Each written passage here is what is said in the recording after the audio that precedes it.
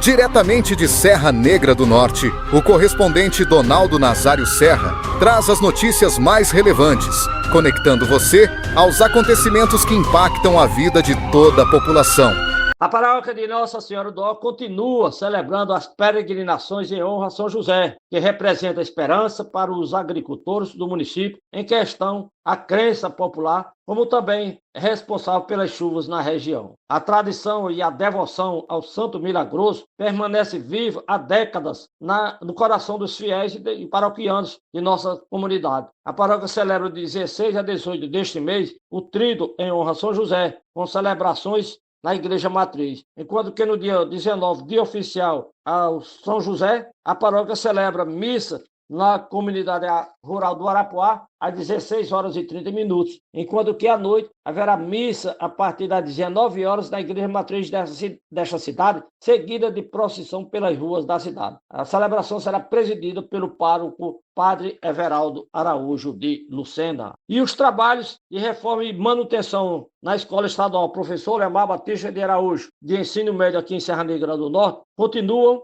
em fase de conclusão, obras estas pelo governo do estado do Rio Grande do Norte. O projeto contempla melhorias estruturais e importantes para o pleno funcionamento da unidade escolar, incluindo assim intervenções na parte elétrica, como também na cobertura e outras adequações consideradas essenciais. Os serviços seguem dentro dos trâmites administrativos e técnicos previstos no contrato por parte da empresa responsável pelas obras da Escola Leomar Batista de Araújo. O cronograma poderá ocorrer ainda eventuais ajustes com a liberação de medições e aquisições de materiais por parte da empresa responsável pelas obras, objetivando assim garantir a regularidade e o avanço dos trabalhos. Os produtores rurais deste município cobram da Secretaria Municipal de Agricultura o cronograma do programa Corte de Terra nas comunidades rurais, pelo qual ainda não foi anunciado pelo governo municipal. Pois devido às chuvas registradas no município de Serra Negra do Norte, como também no sertão da Paraíba, o programa do corte de terra já deveria ter iniciado, o que ainda não foi realizado pelo governo municipal. O corte de terra faz parte do compromisso da prefeitura em apoiar o desenvolvimento da zona rural, oferecendo suporte técnico e estrutural aos produtores rurais, além de estimular a geração de renda e o fortalecimento na economia do município. Os serviços não foram anunciados pelo governo municipal através da Secretaria Municipal de Agricultura, para que as famílias, ou seja, os agricultores, possam ser beneficiados. Alguns produtores rurais, por iniciativa própria, iniciaram o preparo da terra, visando a colheita do feijão, do milho, entre outras culturas, para o período junino deste ano. De Serra Negra do Norte, Donaldo Nazário Serra. Agora, fique com o editorial da notícia, uma análise precisa e reveladora dos fatos com a imparcialidade, clareza e único compromisso com a verdade. Olá pessoal, sejam muito bem-vindos a mais uma exploração profunda aqui com a gente. Eu tô muito animada pro papo de hoje. Olá, pois é, também tô bem empolgado para mergulharmos nisso. Maravilha. Então, para quem nos acompanha sempre, sabe que a gente adora pegar aqueles documentos que parecem simples e descobrir o mundo que tem dentro deles. E hoje, a nossa missão é examinar um microcosmo fascinante da vida no sertão brasileiro. Exatamente. Mais especificamente, na cidade de Serra Negra do Norte, lá no Rio Grande do Norte. Isso. E o que a gente tem em mãos? Olha, nós temos um relatório administrativo municipal de março de 2026 e, além disso, um áudio de WhatsApp. Um áudio bem urgente, aliás. Muito urgente, enviado pelo repórter local Donaldo Nazário Serra. E tipo, a junção dessas duas fontes pinta um quadro quase cinematográfico, sabe? De uma cidade inteira correndo contra o tempo. O que é fascinante aqui é como um simples boletim de notícias municipal e um áudio de repórter revelam dinâmicas universais, né? Sobre resiliência humana, expectativa climática e gestão pública. Com certeza, porque a gente vai entender como a fé secular, a infraestrutura do Estado e a burocracia da prefeitura acabam se entrelaçando, com o recurso mais vital e imprevisível da região, que é a chuva. A chuva, que no sertão muda tudo em questão de horas. Exato. No interior, castigado pela seca, uma única gota de chuva deveria ser, tipo, um motivo de festa absoluta, certo? Sim, é o esperado. Mas, lendo esse relatório e ouvindo o áudio do Donald, fica claro que a chegada da chuva em março de 2026 não trouxe só alívio. Ela disparou um pânico silencioso. E é aí que a gente vê a anatomia de uma sociedade operando no limite, porque a chuva ali não é só clima. Ela é o gatilho que liga todas as engrenagens da cidade ao mesmo tempo. É impressionante. E, incrivelmente, essa organização toda contra a incerteza do clima não começa na prefeitura, nem no governo do estado. Não mesmo. Ela começa na igreja, né? O repórter deixa bem claro que o centro de comando de Serra Negra do Norte é a paróquia de Nossa Senhora do Ó. A devoção a São José. Isso, o Santo Milagroso. Há décadas, ele é a principal esperança dos agricultores para trazer a chuva. Mas o que me chamou a atenção no áudio não é apenas um pedido passivo aos céus. Tem toda uma programação. Há uma precisão quase militar nessa mobilização espiritual, sabe? Militar? Nossa! Sim, porque o calendário litúrgico se sobrepõe ao calendário agrícola. Ele funciona como um mecanismo de contenção da ansiedade coletiva. Ah, entendi. O do Araújo de Lucena conduz um tríduo entre os dias 16 e 18 de março, lá na Igreja Matriz. 3 dias inteiros de preparação? Exato. E do ponto de vista sociológico, quando a paróquia faz isso, ela cria um espaço seguro para a comunidade alinhar seus medos. Porque a seca isola as pessoas, né? É verdade. Cada um sofre na sua propriedade olhando para o céu sozinho. Perfeito. O rito religioso quebra esse isolamento. Se conectarmos isso ao quadro geral da sociologia, vemos como esses ritos mantêm a coesão de um grupo em momentos de muita vulnerabilidade. Sabe o que eu pensei lendo isso? A fé nesse contexto não é apenas espiritualidade. É literalmente a verdadeira previsão do tempo da cidade. Previsão do tempo. Gostei dessa imagem. É super geográfico e estratégico. Muito. Começa na zona rural, né? Isso. Às 16h30, tem missa na comunidade rural do Arapuá. Ou seja, a bênção vai exatamente onde a terra precisa ser molhada primeiro. Exatamente onde a produção acontece. E aí, às 19h, a atenção volta para o centro, para a Igreja Matriz, com uma missa solene e depois uma grande procissão pelas ruas. É como se a procissão fosse uma grande reunião de conselho a céu aberto. Sim, e a pauta principal dessa reunião é a sobrevivência econômica do município. Exato. Se chover, a economia gira. Se não chover, acaba tudo. E essa movimentação do campo para a cidade, essa caminhada, forja uma resiliência coletiva fenomenal. Se houver safra, eles vão celebrar juntos.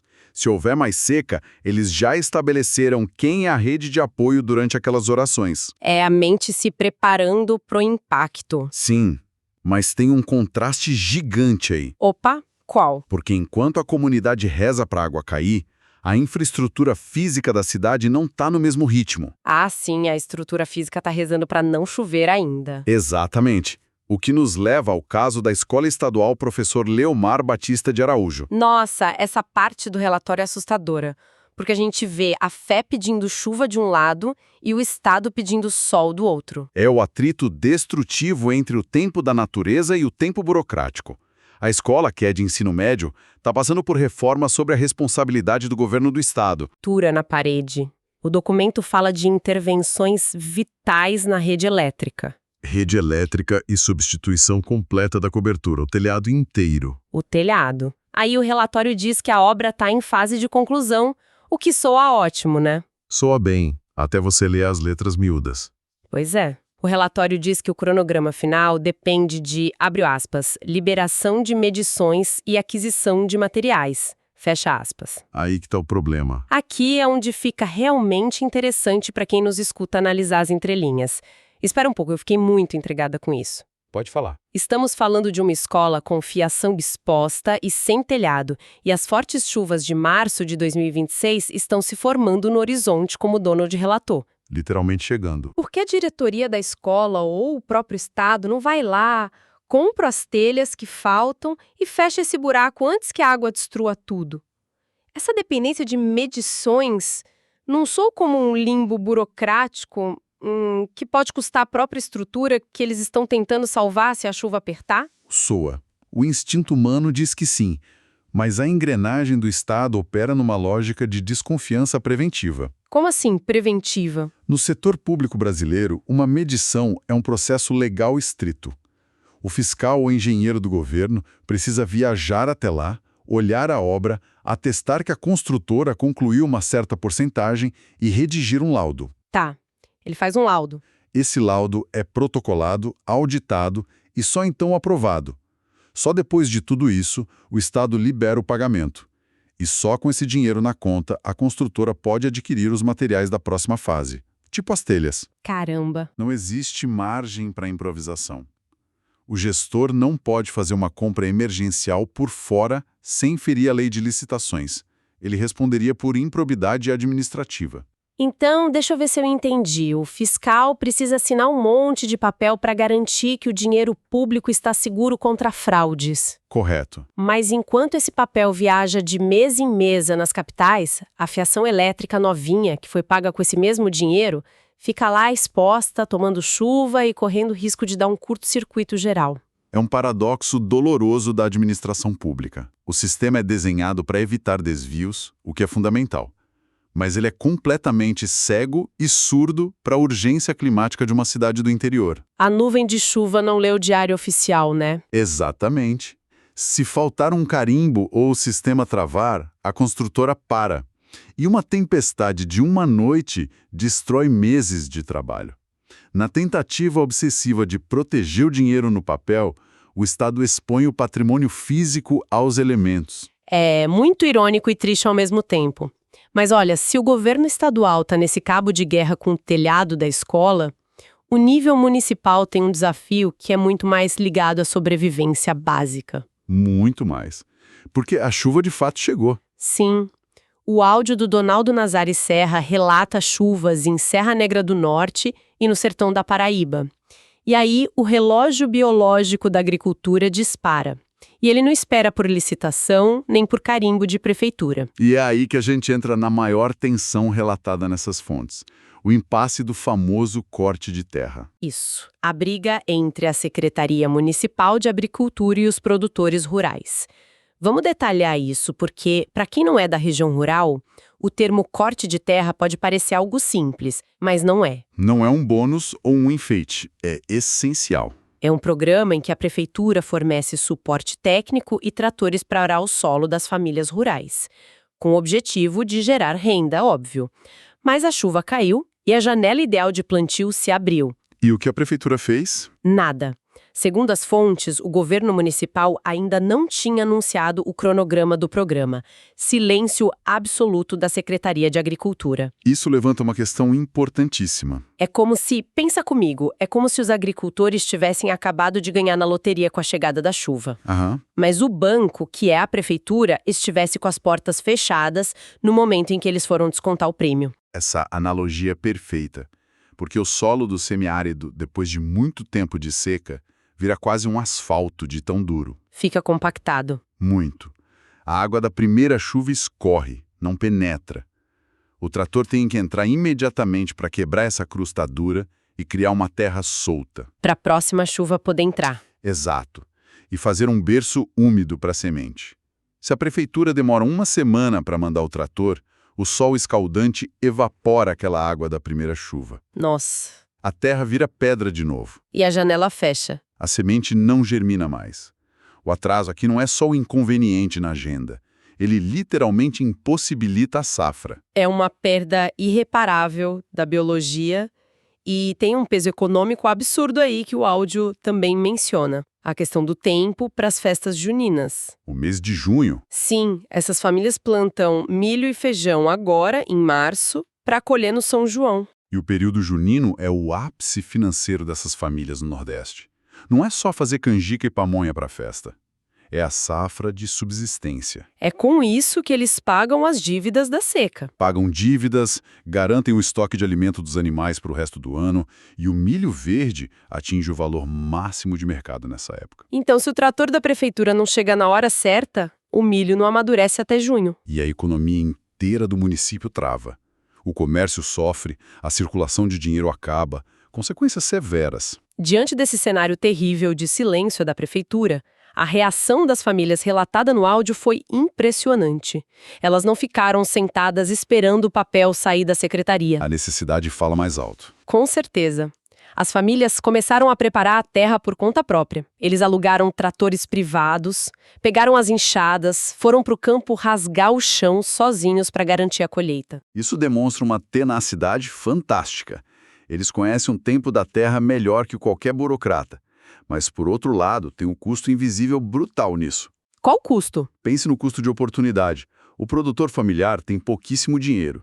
Ele gasta as reservas pagando caro num trator particular. Ah, entendi. Um dinheiro que ele deveria usar para comprar, sei lá, adubo. Adubo, sementes melhores ou até comida e remédios para a família. Ele torra esse dinheiro fazendo o trabalho que o município prometeu fazer de graça. A omissão do Estado drena a riqueza de quem menos tem. É revoltante e fascinante ao mesmo tempo.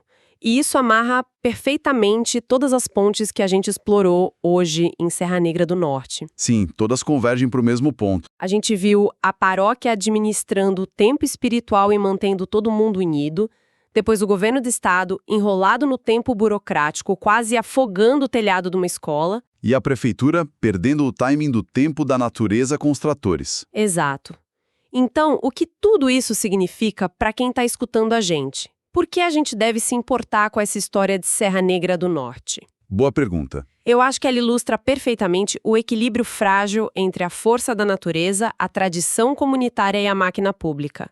E a grande lição é que quando a máquina pública falha e engasga com suas próprias regras, a resiliência humana assume o controle na marra. Na marra mesmo. E sabe, quando vemos agricultores assumindo o papel de Estado para garantir a própria sobrevivência econômica após a prefeitura falhar, isso me faz pensar numa coisa que não tínhamos discutido ainda. O que seria? Devemos nos perguntar o seguinte: até que ponto a ineficiência administrativa crônica não está paradoxalmente forçando o surgimento de comunidades inteiramente autossuficientes? Nossa, como assim? Pense bem, se todo ano a prefeitura atrasa, o Estado não assina a medição e a comunidade tem que se virar alugando o próprio trator e confiando só em São José, no futuro, essas pessoas podem simplesmente deixar de reconhecer a necessidade de um governo local. Que perspectiva incrível! Eles podem olhar para a prefeitura e dizer: para que vocês servem se na hora da emergência quem resolve somos nós? A ineficiência pode estar treinando essas pessoas para não precisarem mais do Estado. Caramba!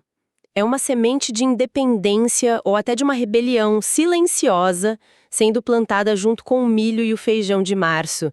Essa é uma reflexão provocativa maravilhosa para deixar com a nossa audiência. E algo para se pensar quando olhamos para a resiliência do interior. Sem dúvida. É uma imagem que vai ficar na minha cabeça por um bom tempo. E com esse pensamento, a gente encerra a nossa análise de hoje. Foi um papo excelente. Muito obrigada a todos que nos acompanharam nessa jornada pelas entrelinhas dos documentos de Serra Negra do Norte. Continuem questionando como as coisas funcionam, valorizem a força do interior do nosso país e fiquem de olho em como a burocracia afeta a vida real. Até a nossa próxima exploração.